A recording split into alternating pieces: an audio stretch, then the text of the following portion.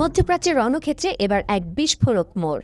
পর্দার আড়াল থেকে বেরিয়ে এলো চাঞ্চল্যকর তথ্য।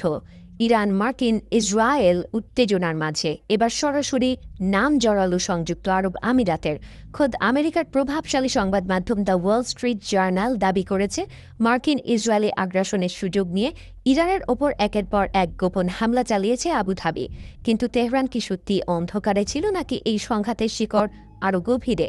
এতদিন যা ছিল গুঞ্জন এখন তা রূপ নিয়েছে এক কঠোর বাস্তবতায়। প্রতিবেদনে দাবি করা হয়েছে, মার্কিন ও ইসরায়েলি বাহিনীর পাশাপাশি সংযুক্ত আরব আমিরাত অত্যন্ত সুপরিকল্পিতভাবে ইরানের অভ্যন্তরে বেশ কিছু অপারেশন পরিচালনা করেছে।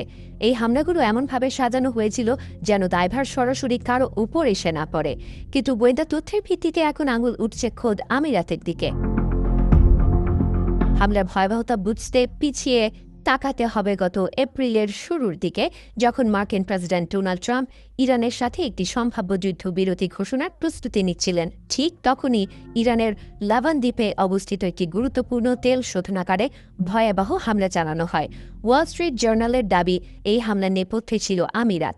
সেই অগ্নিকাণ্ডে গোটোয়া শোধনাগারটি অচল হয়ে পড়ে, যা ইরানের অর্থনীতির ওপর এক বড় ধাক্কা হিসেবে দেখা হচ্ছে।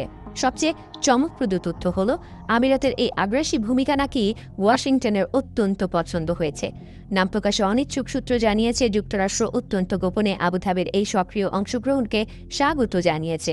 একদিকে যখন শান্তির টেবিলের নাটক চলছিল, অন্যদিকে তখন ছক কষা হচ্ছিল পারস্য উপসাগরীয় দেশগুলোর মাটি ব্যবহার করে ইরানকে পঙ্গু করে দেওয়ার। প্রতিবেদন অনুযায়ী ২৮ ফেব্রুয়ারি থেকে ৭ এপ্রিল পর্যন্ত চলা এই আগ্রাসনে শুধু আমিরাত নয়, কাতার, বাহরাইন, কুয়েত এবং জর্ডানের মতো দেশে থাকা মার্কিন ঘাঁটিগুলোকেও নির্লজ্জভাবে ব্যবহার করা হয়েছে। তেহরানের অভিযোগ, আমিরাত শুধু নিজের ভূখণ্ড ব্যবহার করতে দেয়নি, বরং ইরানের স্পর্শকাতর লক্ষ্যবস্তুগুলোর গোয়েন্দা তথ্য তুলে দিয়েছে ইসরায়েল ও আমেরিকার হাতে। ইরান কিন্তু এই সবটুকু মুখ বুজে সহ্য করেনি। তেহরানের দাবি অনুযায়ী তারা গত কয়েক মাসে দখলদার ইসরায়েলি এবং আমেরিকান কৌশলগত লক্ষ্যবস্তুর ওপর অন্তত ১০০টি পাল্টা অপারেশন চালিয়েছে।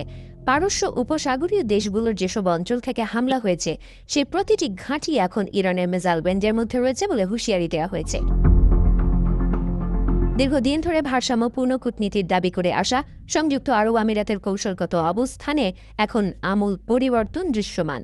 আমিরাত এখন প্রকাশ্যে ইরানকে উস্কানিবিহীন হামলার জন্য দায়ী করছে, অন্যদিকে তেহরান এই অভিযোগকে হাস্যকর বলে উড়িয়ে দিচ্ছে। তাদের স্পষ্ট কথা, আমরা কেবল সেই সব শত্রু ঘাঁটিতে হামলা করেছি যেখান থেকে ইরানের ওপর আঘাত এসেছিল। পরিস্থিতি এখন খাদের কিনারায়। ইরানের উচ্চপদস্থ সামরিক কমান্ড খতাম আল আম্বিয়া সেন্ট্রাল হেডকোয়ার্টার্স থেকে আবুধাবিকে শেষ সতর্কবার্তা দেওয়া হয়েছে। তারা সাফ জানিয়ে দিয়েছে, আমিরাতের মাটি ব্যবহার করে যদি ইরানের দ্বীপ, বন্দর বা উপকূলে আর একটিও গুলি চলে, তবে তার জবাব হবে পিষে ফেলার মতো এবং অনুশোচনামূলক।